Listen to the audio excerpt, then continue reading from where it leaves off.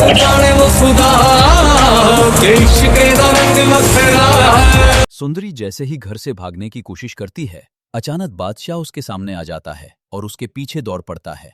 डर के कारण सुंदरी तुरंत अपने कमरे में जाती है और दरवाजा लॉक कर देती है। कमरे में उसकी माँ मौजूद होती है।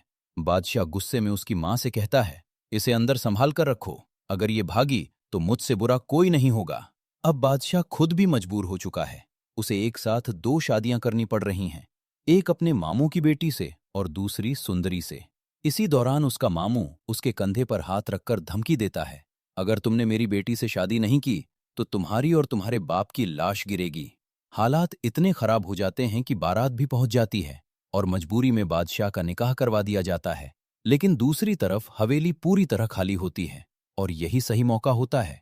गुलाम अपनी माँ से कहता है, मैं सुंदरी को लेने जा रहा हूँ, आप तैयार रहिए। जैसे ही मैं कॉल करूं आप उसे बाहर ले आइए।